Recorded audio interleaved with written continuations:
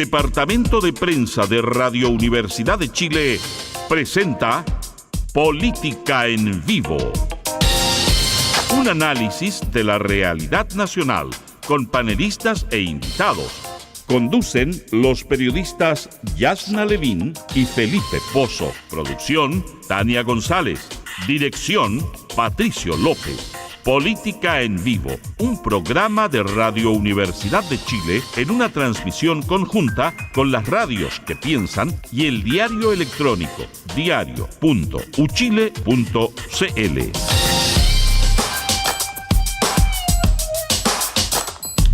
¿Cómo están? Muy buenas tardes, bienvenidos a Política en Vivo en Radio Universidad de Chile para este día lunes 21 ya de abril de este 2025. Querida Yana, muy buenas tardes, ¿cómo estás tú? Buenas tardes, Felipe. Un día asiago, no vamos a sorprender a nadie. No, obvio. Informando que ha muerto el Papa Francisco a sus 88 años. El diagnóstico finalmente por la muerte se consignó como, recuérdame tú porque... Es un derrame cerebral o ACV. Sí. 12 años de papado cumplió Jorge Bergoglio.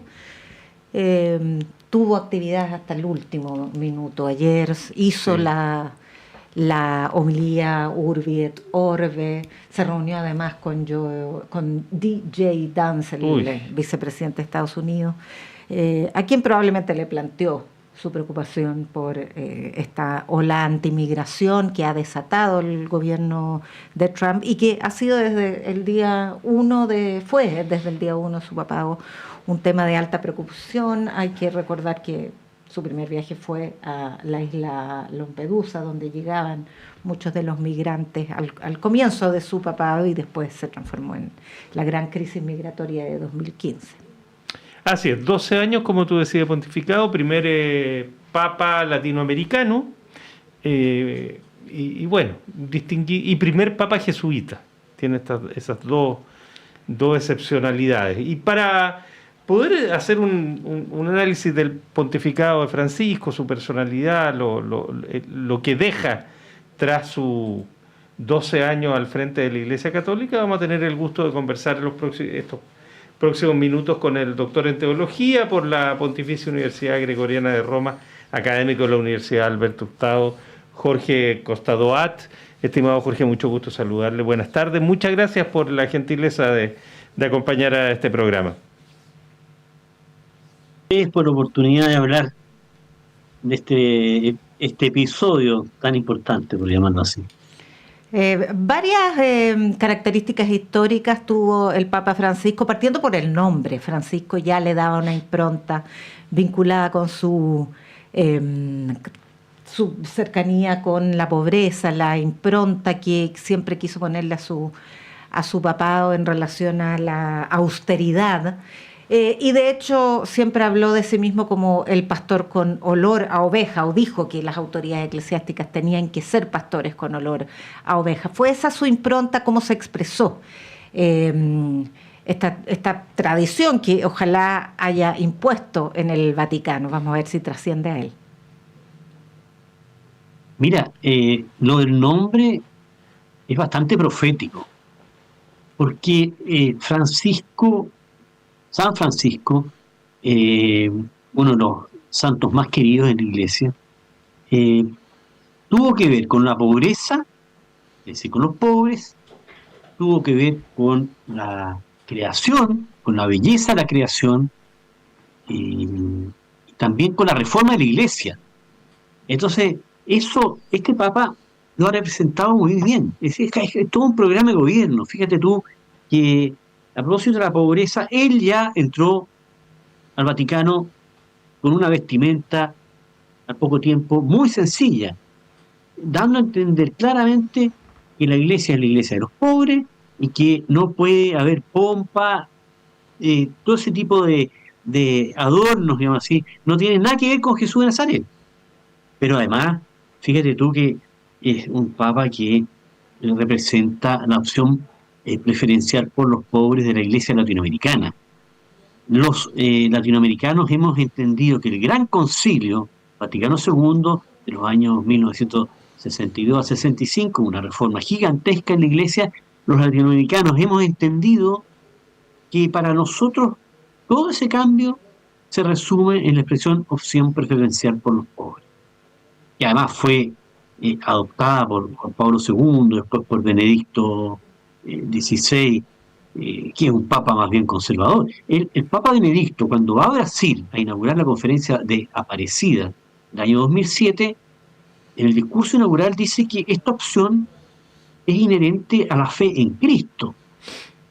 En otras palabras, que si uno no cree que Dios opta por los pobres, no es cristiano simplemente.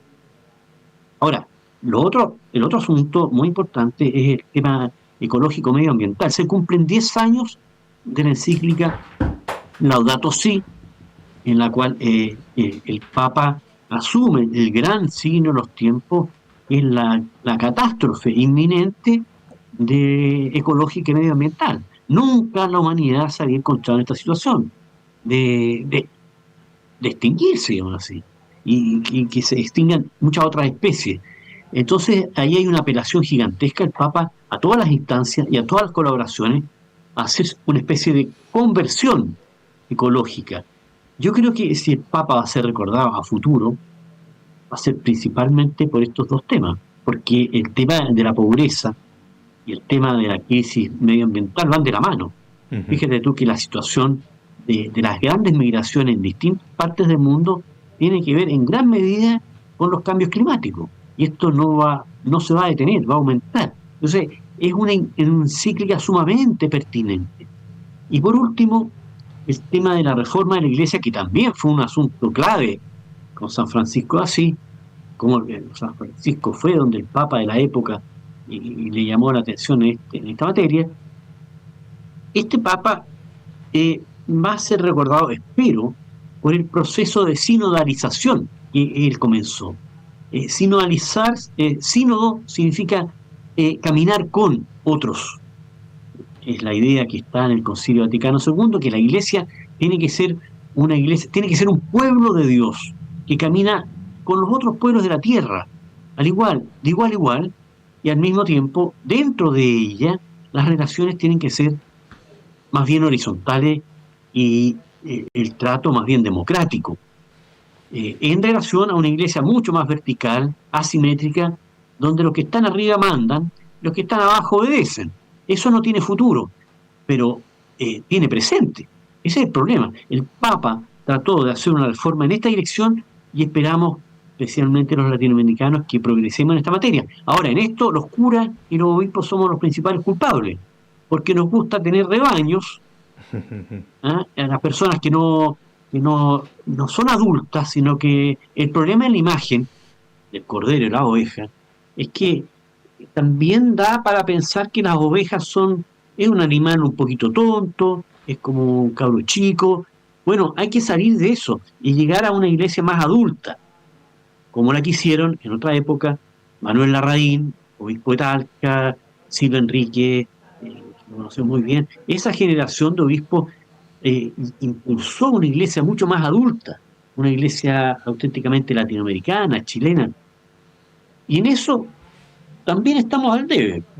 Jorge, otro de los elementos que uno podría distinguir del periodo que le corresponde al Papa Francisco es recibir, a pesar de algunos esfuerzos que evidentemente intentó hacer Benedicto XVI, pero recibir una iglesia profundamente dañada por la corrupción interna, por la situación de abuso sexual, por el ocultamiento. Bueno, ¿para qué insistirlo tanto cuando todos sabemos de qué se trata? Lo que le provoca un profundo alejamiento de los fieles de esa iglesia y una profunda desconfianza a las personas de la iglesia. ¿Hasta qué punto crees que este Papa, con las formas que ocupó, con enfrentar el tema con bastante más frontalidad y con bastante más claridad, logró reponer, o hasta qué punto ha logrado reponer en alguna medida el prestigio de la iglesia y la influencia de la iglesia a nivel general? Ciertamente esta crisis de los abusos y de los encubrimientos de los abusos es lo más grave que que le ha tocado a la Iglesia por siglos, diría yo, tal vez desde el tiempo de la Reforma con Lutero. Es una crisis gigantesca porque es muy grave lo ocurrido. Ahora, este Papa asume cuando la crisis está explotada. El Papa anterior, Benedicto, termina renunciando porque creo que le quedó grande el problema. En parte los problemas económicos, pero también los problemas de esta naturaleza, de los abusos de los curas. Ahora, ¿cuánto se ha avanzado? ¿Ha recuperado prestigio la Iglesia? Bueno, eso lo dirán las personas que opinan legítimamente sobre su Iglesia y también las que no pertenecen a la Iglesia. Ahora, lo que nosotros podemos ver en lo cercano, en nuestro ambiente, por ejemplo, la Iglesia ha hecho enormes progresos en esta materia. Ha debido ser aprendizaje, porque en su conjunto esta situación en gran medida no se ha sabido cómo abordarla. Porque toda la mugre estaba debajo de la alfombra. Si tú me preguntaras a mí, yo estoy tan ignorante como los demás en estas materias, pero se ha visto que había mucha mugre debajo de la alfombra, pero son temas difíciles de solucionar. Pero ahí, Entonces, Jorge, disculpa, te interrumpo para aportar una arista de este fenómeno, y es el error que cometió el Papa Francisco cuando vino a Chile y apoyó al entonces muy cuestionado obispo Barros por encubrir los actos del sacerdote de Caradima. Que luego rectificó, desde luego, pero fue bastante enfático y en tierra chilena hacer eso. ¿Cuánto marcó ese desacierto su rol posterior? Las cosas son harto complejas, se entreveran unas... El Papa trató mal a la Iglesia de Osorno, está claro. Por ahí dijo como que son tontos. La Iglesia de Osorno reaccionó bien, resistió el nombramiento de un obispo que no les parecía que fuera su obispo. Yo eso creo que es notable y es un precedente. A una diócesis no se le puede imponer un obispo. La gente tiene derecho, por lo menos, a opinar o a rechazar. Y el Papa en eso fue informado de lado y lado y le creyó a la parte que le dijo que no había problema. Bueno, después terminó pidiendo perdón el Papa, y bien, eso habla bien de él. Y a partir de todo lo ocurrido, fíjate, y termina con la misión de Chicluna y, ¿cómo se llama el otro? Bertomeu. Sí, Bertomeu. Bueno, ellos hacen una indagación gigantesca acá en Chile de lo que ha ocurrido con las distintas congregaciones, con el clero, reúnen un montón de información. Entonces, ahí hay un principio de sanación y de justicia con las víctimas muy importante. Muy importante.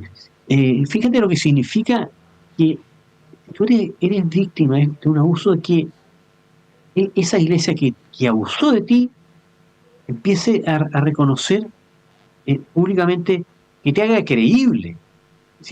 Una de las cosas que es terrible en el caso de las personas abusadas es pensar que los demás no te van a creer.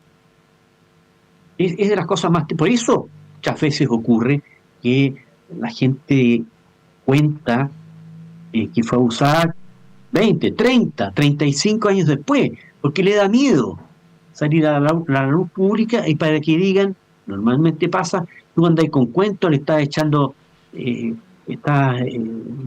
digamos, hablando mal de la gente, de la iglesia no se toca, etcétera. Es un tema muy complicado. Ahora, el Papa salió de Chile, no me acuerdo bien el episodio, pero al final dijo otras palabras. Bueno, creo que fue precisamente acerca del obispo Barros. Le llamó la atención el obispo de Boston, y ahí fue donde recapacitó. Pero hay otro episodio del cual no se habló en Chile. Yo lo encuentro bien lamentable. Ahora, paréntesis. Yo encuentro que hemos tenido un Papa fabuloso, extraordinario. Dicho esto, creo que el Papa trató mal a los obispos chilenos, porque les hizo ir a Roma, a toda la conferencia, allá les pidió la renuncia y los mandó completamente desautorizado a Chile de vuelta. A mí eso me chocó porque el mismo Papa siempre fue muy reacio a todo lo que significaba, digamos así, el clericalismo, y yo creo que los obispos chilenos merecían otro trato. Eh, Habrá habido muchos problemas acá, muchos de ellos habrán sido culpables por esta razón o por otro, pero fue muy humillante, me pareció. E insisto, que lo dice alguien que ha escrito 2 libros destacando la importancia de este Papa, porque para mí ha sido un Papa notable, extraordinario, pero hay que llamar las cosas por su nombre. Jorge, el pontificado de Francisco se está marcado o visto como un pontificado progresista, aperturista, de reforma, de búsqueda, que nos viene, digamos, al mundo, porque una cosa es lo que vayan a sufrir los católicos, pero la influencia de una institución como esta es mucho más amplia, digamos, que su propia feligresía. ¿Cuáles son las tendencias que tú ves que pueden expresarse ahora y si la sucesión de Bergoglio es una sucesión parecida a él o estamos un poquito entregados a los 135 votos reales que se pueden emitir en el cónclave? Bueno, 108 de esos votos son obispos cardenales designados por el Papa Francisco. Sí, pero los caminos, como dice la Iglesia, los caminos del Señor son torcidos. Escribe derecho con reglones torcidos. ¿Cómo ves que viene ese fenómeno? No tengo idea. No soy adivino, no tengo idea. Esa es la verdad. Ya. No tengo peregrina idea. Porque siempre se aventuran cosas aquí y acá. No sabría decir. Pero lo que yo tengo la impresión es que en algún momento irá a haber un papa africano. No sé si es que esta va a ser la posibilidad. De momento no me gustaría, porque la iglesia africana es una iglesia muy romana. Es decir, es de un estilo... Es más bien conservadora, ¿no? Es conservadora. Entonces es un problema, porque es que vamos a tener de nuevo este clero que hay que mirarlo para arriba, una liturgia casi preconciliar. Entonces, hay cosas bien delicadas con eso. Ahora, bueno, en todo caso, en algún momento lo va a haber y un aplauso para que ocurra, aún así. Los africanos creen que ellos son el futuro de la iglesia. Ahora, hay temas pendientes que yo no sé si un papa que no es progresista va a caer en la cuenta de la importancia que tienen. La mujer. Tenemos el gran signo de los tiempos, diría yo, que es la catástrofe ecológica medioambiental. El otro gran signo de los tiempos es la liberación de la mujer. Y en eso la iglesia está al debe, por completo. La mujer en la iglesia es de segunda categoría. Eso no puede ser. Entonces hay que darle participación en todas las instancias donde se deciden las cosas, en las instancias donde se fragua la enseñanza de la iglesia. ¿Cómo es posible que en la enseñanza de la iglesia no participen las mujeres? Las mujeres en la iglesia tienen que aprender nomás. En general, muchos son los que tenemos que aprender, pero está mal pelado el chancho, perdona la expresión. Y así no se reconoce tampoco su diferencia específica. Igualdad en derechos y reconocimiento de la diferencia específica de las mujeres. Y en eso, este Papa avanzó con señales. Por ejemplo, puso mujeres en cargos muy importantes, pero aquí hay asuntos muy delicados de por medio. Mira, voy a tocar un tema delicado que atañe directamente a las mujeres. No a todos, pero a las mujeres. ¿Qué significa que hoy día, Yana, tú estás por ahí, qué significa esto hoy día? Que una mujer deba confesarse con un hombre, que una mujer deba abrirle el alma a una persona que puede ser un desconocido, que le comparta su intimidad, porque ella es instada por su iglesia, incluso buenamente, a hacerlo. A mí me parece que eso no tiene futuro. Yo espero que un próximo Papa revise lo que significa la práctica del sacramento de la confesión. Ahora, hizo varios nombramientos de mujeres en cargos relevantes del Vaticano, de todas maneras. O sea, ahí el Papa algo avanzó. Sí. Eso sí. Eso sí, pero fíjate lo que te estoy diciendo porque es muy complicado, digamos así. En este contexto donde hay una liberación legítima de la situación de la mujer, que, eh, que existe una institución en la cual ellas tengan que compartirle su intimidad, cuando la intimidad es algo que uno comparte con alguien de extrema confianza. Y esto vale también para los hombres, pero en el caso de las mujeres, con mayor razón, diría yo. Jorge Costadoa, te queremos agradecer, doctor en teología, académico en la Universidad Alberto Hurtado. Como siempre, Jorge, un agrado, un gusto y muchas gracias por este tiempo. Gracias a usted por la confianza, que les vaya muy bien. Chao. Gracias, Jorge. Bueno, hay que decirle a nuestros auditores y auditoras que también entrevistamos y está disponible en el diario electrónico Álvaro Ramis, Rector teólogo, de la universidad, rector. Teólogo también, rector de la Universidad Academia Humanismo Cristiano. Y Marcial Sánchez. Sí, señor. Ya, nos vamos a pegar un cambio de... Oye, yo iría a la violencia porque tuvo bien graves consecuencias, además de lo grave que ya significa un atentado de la envergadura Sí. del de Biobío el sábado por la noche, ¿no? En la central hidroeléctrica en construcción de Rucalhue, Santa Bárbara. Tuvo repercusiones en las relaciones bilaterales con China, porque la embajada de ese país se pronunció sobre este atentado diciendo que la inversión china se siente desconfiada, recelosa de la situación, la falta de estabilidad en el sur de China. Es bien duro lo que hace la embajada de China. Socava la confianza. Sí, en Rucalhue, capitales chinos son los que están detrás de eso. Le contestó el gobierno a través del ministro del Interior, diciendo que esto se iba a perseguir hasta las últimas consecuencias, que toda la inversión va a ser protegida.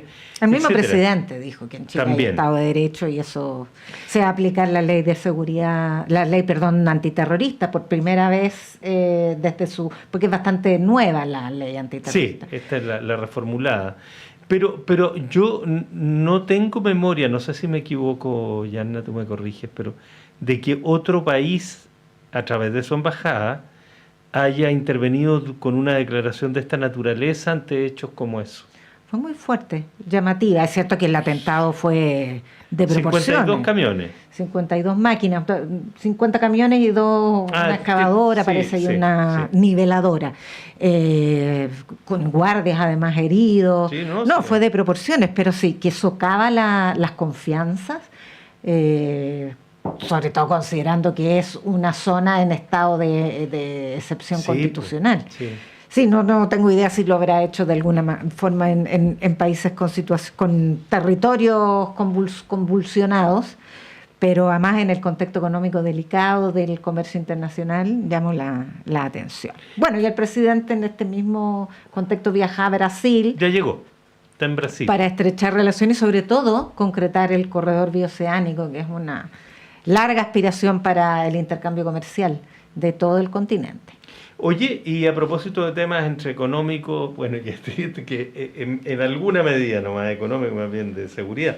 Pero esta mañana, antes de viajar a Brasilia, justamente el presidente Boric tuvo la primera reunión de instalación de un consejo, que es el CPEFI. Consejo de Alto Nivel para la Respuesta Estratégica de Política Económica y Financiera Internacional. Pero es que así permite ser autoexplicativo en su nombre. Sí, es un consejo de expertos, diplomáticos, 18 expertos. Personas vinculadas al mundo de la academia en materia económica, ex miembros del Banco Central, en fin. Ex ministros de Hacienda. De alto nivel, verdad.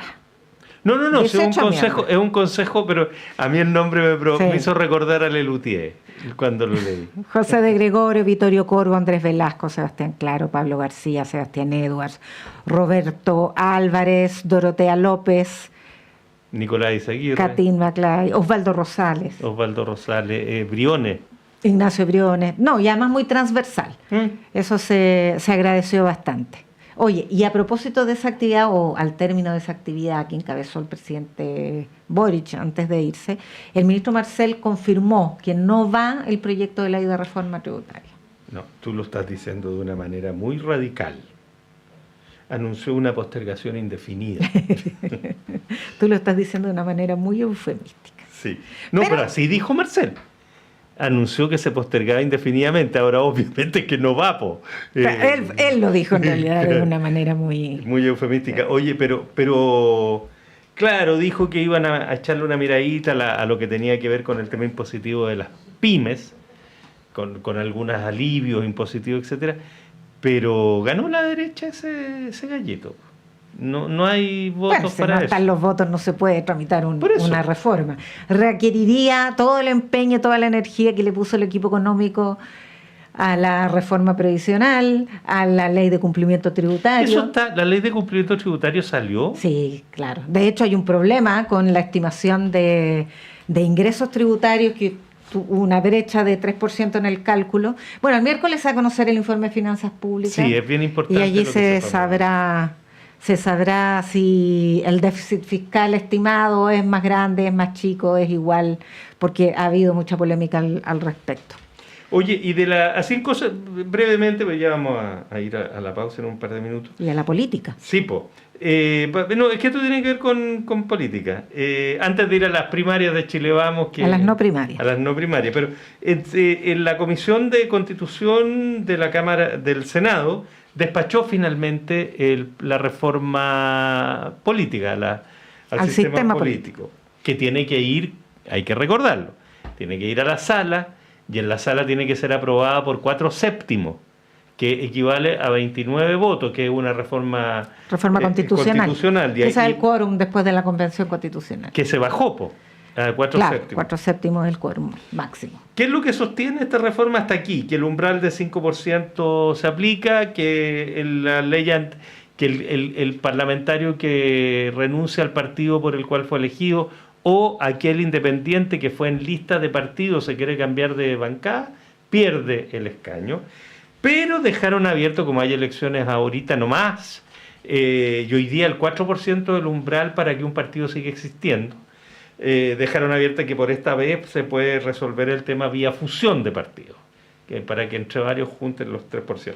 Una suerte de polémica, porque Rojo Edward, porque fue polémica, necesita varios que polemicen, pero aquí era Rojo Edward contra todos, que dijo que este proyecto pone en grave riesgo la democracia, solo comparable con el texto del primer constituyente, o sea, ya con el demonio mismo lo quiso. Ahora estamos hablando del primer trámite constitucional. Sí, hay que decir que en la Cámara, no solo falta mucho, sino que en la Cámara de Diputados no hay ninguna receptividad a esta iniciativa, ya lo han anticipado.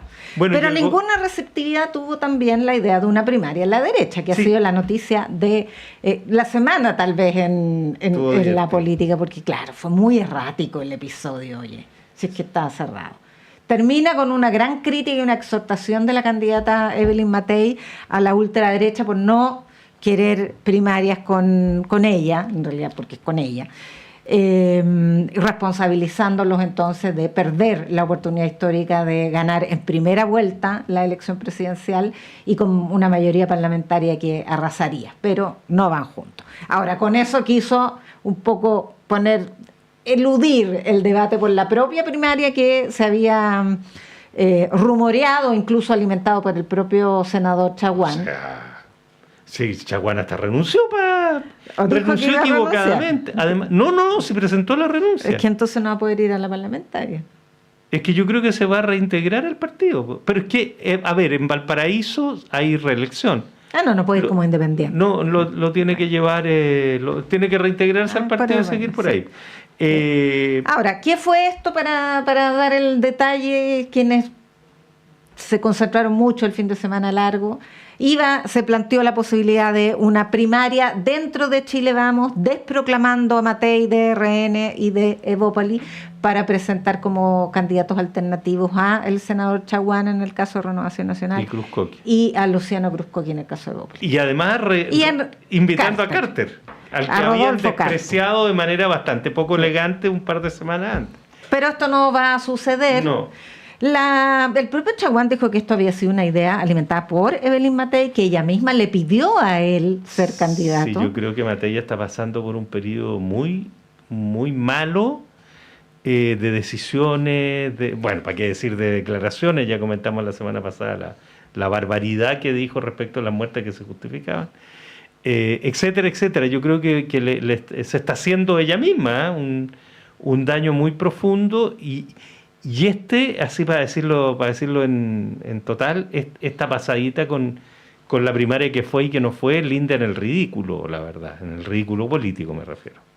Los trascendidos apuntan a que esta fue una idea principalmente de la UDI, Guillermo Ramírez fue el más afectado de que esta operación no prosperara, que convencieron a Matei, que siempre estuvo más o menos renuente el presidente de Renovación Nacional, el senador Galilea, y finalmente la desconvencieron a Evelyn Matei, decidió que era demasiado feble la operación, que era muy de pantomima hacer una primaria de esa naturaleza. Además, en RN nunca quisieron reincorporar a la coalición, no es que lo echaran, pero nunca quisieron inflar la figuración de Rodolfo Carter. No, porque además le compite a sus propios diputados por la quinta región, si es que le daban ese cupo, que era parte de la negociación, ¿no?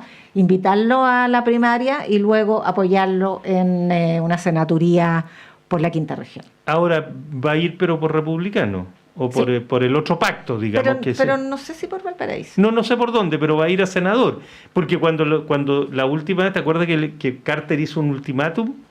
O me resuelven esto esta semana o yo me voy al otro conglomerado. Y lo que habla de la profundidad de las convicciones, pues si no me llevan por aquí me voy por allá y si no me traen para acá me voy para el otro lado. Hubo encuestas el fin de semana. Hay en CADEM, que es la encuesta semanal, todos los lunes la tenemos que comentar, sobre todo en estas contiendas electorales tan relevantes. Evelyn Matei bajó 3 puntos, está en 17%. José Antonio Kast sigue segundo con 13%, pero muy pegadito a Johannes Kaiser con 12%. Y bastante más atrás, Kaiser bajó 3. Esos 12 puntos implican un descenso de 3 respecto a la semana pasada. Bastante por detrás, Carolina Toá con 6%, Janet Jara también con 6%, le empata. Winter con 3%, Parisi con 2%, Bachelet con 2% y Paulina Bodanovich apareció con 1%. Poquitito, bueno, lleva una semana de carrera. Y en Criteria, que es una encuesta quincenal, sí, Evelyn Matei 25, baja 6 puntos en la quincena, Kast 17, Kaiser 11, Toá 7, Janet Jara 5, Winter 4. Bueno, cualquiera de los escenarios de segunda vuelta pasan a esa segunda vuelta Kast o Kaiser junto con Evelyn Matei. A menos que vayan separados o sea, si se juntan separados. Pero si se juntan Kast y Kaiser, como es muy probable que ocurra, yo creo que aseguran el paso a segunda vuelta de los dos. Mirado hoy. Pero aunque no se junten, van a pasar, de acuerdo a estas encuestas, pasan a segunda vuelta. Pero acuérdate que el otro conglomerado tiene primaria y va a quedar un solo candidato y eso lo mueve. Pero si tú sumas... si con los números de hoy da lo mismo. Si tú sumas a todos los candidatos oficialistas, no llegas a alcanzar la votación de ninguno de los dos de derecha. Estamos de acuerdo, pero... Por eso te digo, si las cosas siguen así, el escenario, por lo menos la aritmética dice que la segunda vuelta... Sería esa, pero... Sería alemana o austriaca. O austro-alemana. Germánica. Ya vámonos a una pausa mejor.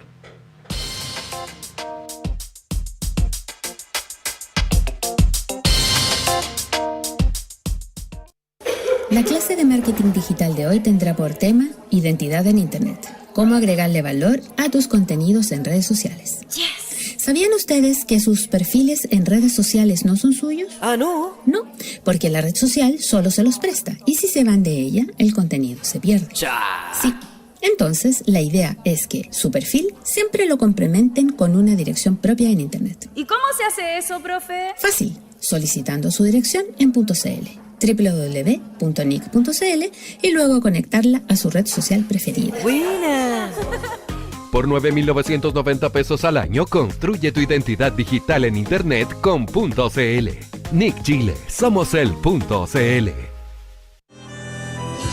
Radio Universidad de Chile te invita a ser parte del recorrido musical de América. Un encuentro con las voces musicales que han hecho y que harán historia en la cultura.